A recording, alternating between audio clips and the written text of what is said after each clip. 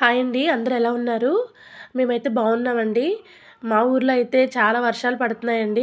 రోజు వర్షాలే. అంటే తుఫానేమో మరి తెలీదు కానీ, అలా 2 డేస్ నుంచి, 3 డేస్ నుంచి వర్షం అయితే అలా కంటిన్యూస్‌గా పడుతుంది. మరి ఇలాంటి వర్షంలో మిర్చి బజ్జీ తినకపోతే ఎలాగండి? మిర్చి బజ్జీ తినాలి కదా! అందుకే ఈరోజు మా ఇంట్లో అయితే మిర్చి బజ్జీ తయారు చేసుకుంటున్నాం మేము. దానికి కావాల్సిన పదార్థాలన్నీ చూడండి. మిర్చి, అలాగే టమోటాలు, ఉల్లిపాయలు, నిమ్మకాయ, శనగపిండి, వరిపిండి. అయితే ప్రాసెస్‌లోకెళ్దాము. ఇక్కడ చూస్తే ఈ వీడియోలో అయితే ఇది చేస్తుంది ఎవరంటే మా హస్బెండ్ అండి. తను మిర్చి బజ్జీ చాలా చేస్తారు. నాకు చాలా ఇష్టం. నాకిప్పుడు జలుబుగా ఉంది కదా అని చెప్పి తను చేసి పెడతానన్నారు. సరే కదా అని ఈరోజైతే నేను రెస్ట్ తీసుకున్నాను. ఇక్కడైతే ఈ మార్నింగ్ నేను రైతు బజార్‌కెళ్ళినప్పుడు తీసుకొచ్చానండి. చెప్పాను కదా ఈవినింగ్ మిర్చి బజ్జీ చేస్తానని. ఇక్కడైతే మరి మా హస్బెండ్ అయితే డ్యూటీ నుంచి వచ్చేసారండి. వచ్చిన తర్వాత అడిగారు. నాకు చాలా జలుబు ఎక్కువగా ఉంది, కారంగా తినాలనిపిస్తుంది అంటే, సరే అయితే మిర్చి బజ్జీ చేస్తాను అనేసి అన్నారు. ఇక్కడేమో గిన్నెలో శనగపిండి వేసుకొని, అందులో ఒక 2, 3 టేబుల్ స్పూన్ వరిపిండి కూడా వేసుకోవాలండి. తర్వాత అంటే వరిపిండి వేస్తే మనకి కొంచెం క్రంచీగా అనిపిస్తుంది బజ్జీ బావుంటుంది. అందులో కొంచెం సాల్ట్ వేసుకోవాలి. తర్వాత పిండిని బాగా కలుపుకోవాలండి.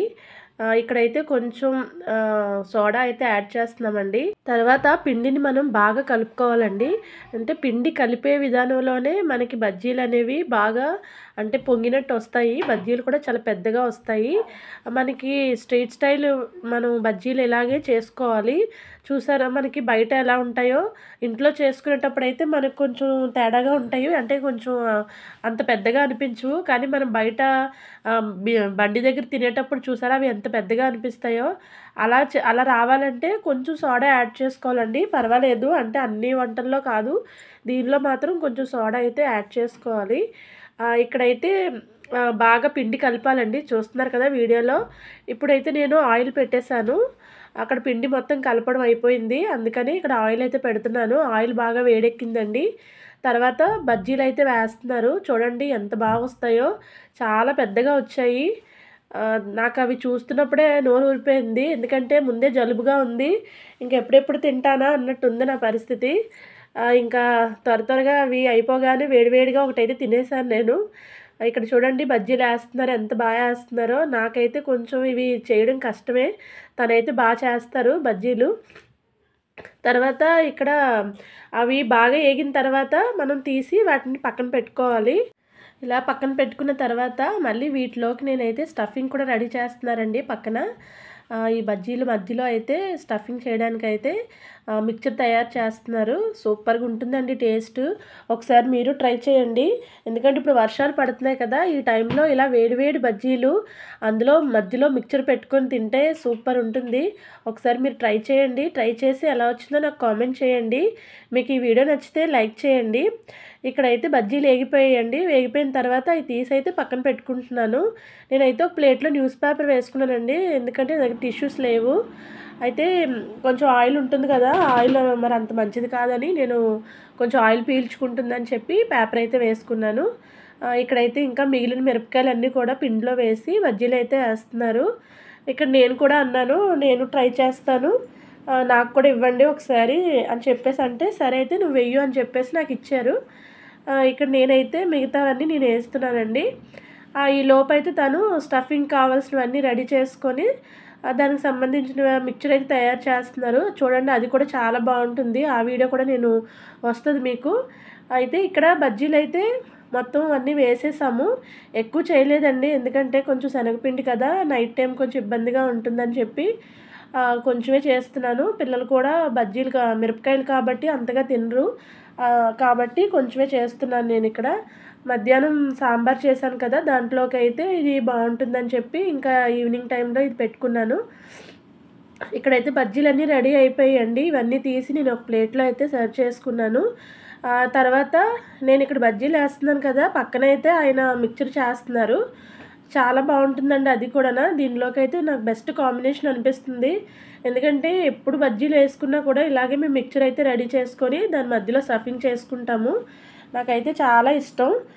బీచ్‌కెళ్ళినప్పుడు ఎక్కువగా మిక్చర్ అయితే తింటాము. కానీ ఇలా బజ్జీతో కాంబినేషన్ అయితే మన ఇంట్లో చేసుకుంటే బావుంటుంది. నాకైతే ఇలా ఇష్టం. ఇక్కడ చూసారా బజ్జీలు ఎంత బాగా ఏగిపోయాయో. చాలా లావుగా కూడా వచ్చాయి కదండీ. అంటే పొంగాయి. పిండి బాగా కలిపితే మనకి బజ్జీలు ఇలా వస్తాయి. చాలామంది పిండి సరిగ్గా కలపకపోవడం వల్ల ఏమవుతుందంటే బజ్జీలు అంత బాగా పొంగినట్టు రావు. ఇక్కడ చూడండి మా హస్బెండ్ అయితే మిక్చర్ రెడీ చేస్తున్నారు. ఆనియన్స్ అయితే కట్ చేసుకున్నారు. ఆ గిన్నెలో వేసుకున్నారు. అందులో టమాటాలు కూడా వేసుకుంటున్నారు. ఇవన్నీ కూడా మనం చిన్న చిన్న ముక్కలుగా కట్ చేసుకోవాలండి. అలా అయితే కొంచెం మనకి కలుపుకోవడానికి బాగుంటుంది. అదే పెద్ద ముక్కలు అయితే మనకి తినేటప్పుడు కూడా కొంచెం ఇబ్బందిగా అనిపిస్తుంది అవి. ఇందులో కొంచెం సాల్ట్ వేసుకోవాలి. సరిపడేంత సాల్ట్ వేసుకొని కారం కూడా వేసుకోవాలి. నేను కొద్దిగా కారం ఎక్కువే వేయమన్నానండి. ఎందుకంటే నాకు కొంచెం జలుబుగా ఉంది కదా, కొద్దిగా కారం అయితే బాగుంటుంది అనిపించింది. కానీ మిరపకాయలు మాత్రం చాలా కారంగా ఉన్నాయి. ఇందులో ఉన్న కారం కూడా సరిపోయింది కరెక్ట్గా. చూడండి కారం ఉప్పు వేసి ఆ ఉల్లిపాయలు టమాటాలు బాగా కలుపుతున్నారు. అలా కలిపితే చాలా టేస్ట్గా ఉంటుంది. ఇలా కూడా పెట్టుకోవచ్చు మనం. అంటే బజ్జీ మధ్యలో ఇలా పెట్టేసుకున్నా తినొచ్చు, బాగుంటుంది. కానీ మిక్చర్తో అయితే ఇంకా బాగుంటుందండి. మిక్చర్ వేసి చేస్తారు చూడండి. ఇక మిక్చర్ అయితే వేస్తున్నారు. మొత్తం మిక్చర్ అంతా కలపట్లేదు, కొంచెం కొంచెంగా కలుపుతున్నారు. అలా చేస్తే అది కొంచెం బాగా స్మాష్ అవుతుంది అనమాట. అందుకని అలా చేస్తున్నారు. చాలా బాగుంటుంది. ఒకసారి మీరు ట్రై చేయండి. ఈ సీజన్లో అయితే ఇది ఖచ్చితంగా ట్రై చేయండి. ఎవరు కూడా మిస్ అవ్వద్దు. మనకి బజ్జీ మిరపకాయలు కూడా రైతు బజార్లో దొరుకుతున్నాయండి. కాబట్టి తెచ్చుకొని ఒకసారి ఇలా ట్రై చేసి చూడండి. ఇక్కడైతే మిక్చర్ రెడీ అయిపోయింది. మొత్తం అంతా కూడా బాగా కలుపుకోవాలి. ఇందులోనే మనం నిమ్మకాయ కూడా పిండుకోవాలి. మిగిలిన మిక్చర్ కూడా వేసేసి కలుపుతున్నారు. అంటే ఎందుకు కొద్దిగా ఉంచారంటే ముందుది కొంచెం బాగా కలిపేసి ఇదైతే కొంచెం అలా కలుపుతున్నారు. ఎందుకంటే అది కొంచెం తినేటప్పుడు మనకి క్రంచీగా తగులుతుంది. అలా తగిలితే చాలా బాగుంటుంది. అందుకనే అవి అంతగా కలపకుండా కొంచెం పైన అలా జల్లేసి ఉంచారు. ఇక్కడ నిమ్మకాయ పిండారు చూడండి. నిమ్మకాయ పిండిన తర్వాత దాని టేస్ట్ ఇంకా బాగుంటుంది. ఆ పుల్లగా అసలు నోటికి ఎంత బాగుందంటే నాకు అసలు అన్నం తినాలనిపించలేదండి. నాకు ఇవే ఒక 2-3 తినేద్దాం అనిపించింది. కానీ కొంచెం శనగపిండి కదా అని ఆలోచించి నేనైతే 1-2 సరిపెట్టుకున్నాను. ఇక్కడ నిమ్మకాయ అయితే పిండేసుకొని బాగా, అంటే మనకి ఎంత పులుపు కావాలో పులుపుకి సరిపడా నిమ్మకాయ అయితే వేసుకోవాలి. నిమ్మకాయ పిండిన తర్వాత ఒకసారి మనం టేస్ట్ చూసుకుంటే అక్కడ ఉప్పు సరిపోయిందా లేదా అనేది మనకు తెలుస్తుంది. ఆ తర్వాత అయితే మనకి మనం ముందుగా చేసి పెట్టుకున్న ఈ బజ్జీ మిరపకాయలు అయితే ఉన్నాయి కదా, బజ్జీలు, వీటి మధ్యలో అయితే మనం ఇవి స్టఫ్ చేయాలి. చూసారా ఎంత బాగున్నాయో. అసలు నాకు బయట బండి మీద కూడా ఇంత బాగా రావేమో అనిపించింది. ఇక్కడ మిక్చర్ రెడీ అయిపోయింది. అలాగే బజ్జీలు కూడా రెడీ అయిపోయాయి. ఆ మిక్చర్ చూడండి ఎంత కలర్ఫుల్గా ఉందో.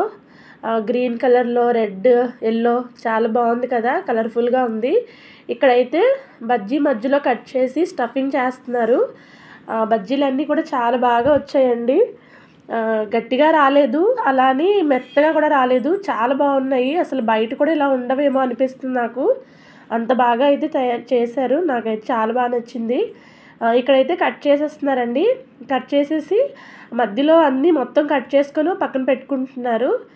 ఎందుకంటే ఇక్కడ ఆల్రెడీ మిక్చర్ అయితే రెడీ అయిపోయింది కాబట్టి అన్నీ కట్ చేసి పక్కన పెట్టుకుంటే స్టఫింగ్ చేసేసుకుంటే అయిపోయినట్టే.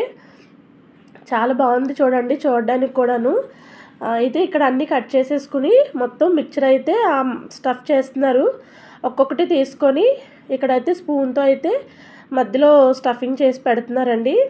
తింటే అయితే మాత్రం చాలా బాగా అనిపించింది. పుల్లగా కారంగా. ఆ బజ్జీ మిరపకాయలు కూడా కారంగా ఉన్నాయి. ఈ మిక్చర్లో ఏమో నిమ్మకాయ వేశారు, అలాగే ఉప్పు కారం వేశారు. ఇది కూడా చాలా బాగుంది. రెండు కూడా చాలా బాగున్నాయి. నాకైతే చాలా బాగా నచ్చాయి. ఈ టైంలో నా నోటికి ఇవి చాలా బాగా అనిపించాయి. ఇక్కడైతే మిరపకాయలన్నీ కూడా కట్ చేసేసి పక్కన పెట్టేసుకున్నారు. ఇప్పుడు ఒక్కొక్కటి తీసుకొని దాంట్లో అయితే స్టఫింగ్ చేస్తున్నారు. ఒకసారి చూడండి. ఇదేం పెద్ద లాంగ్ ప్రాసెస్ ఏం కాదండి. మనం ఈజీగా చేసేసుకోవచ్చు ఇంట్లోనే. సింపుల్గా ఎక్కువ దీనికి ఐటమ్స్ కూడా అవసరం లేదు. మనకి ఆల్రెడీ ఇంట్లో మిక్చర్ ఉంటుంది, అలాగే ఆనియన్స్ టమాటాలు ఇవన్నీ ఉంటాయి కదా. సో మనమైతే ఈజీగా చేసుకోవచ్చు. ఇక్కడైతే మొత్తం స్టఫింగ్ అయితే చేసేస్తున్నారండి. అయిన తర్వాత అవన్నీ పక్కన పెట్టుకుంటున్నారు. మీరు ఒకసారి వీడియో లాస్ట్ వరకు చూస్తే మీకే అర్థమవుతుంది అసలు ఎంత బాగా వచ్చాయో. బయట మనం షాప్లో కన్నా ఇక్కడే నాకు ఎందుకో ఇంట్లో చేస్తేనే బాగా వచ్చిందేమో అనిపిస్తుంది.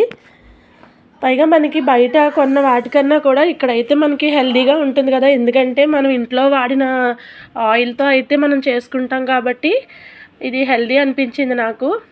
ఎప్పుడు రెగ్యులర్గా కాదు కదా, ఎప్పుడో తింటాం కాబట్టి పెద్దగా ప్రాబ్లం ఉండదు. ఇక్కడైతే మొత్తం బజ్జీలన్నిటికీ కూడా మధ్యలో స్టఫింగ్ చేసేసి పక్కన పెట్టేశారు. ఇక్కడైతే మా పిల్లలు అలా చూస్తున్నారు, ఎప్పుడు పెడతారా, మేము ఎప్పుడు తింటామా అని. అంటే మొత్తం అంతా రెడీ అయిన తర్వాత కదా మిరపకాయ బజ్జీ ఇంకా డిన్నర్ టైం అయింది కదా, డిన్నర్తో పాటు పెట్టేద్దాం కదా అని చెప్పేసి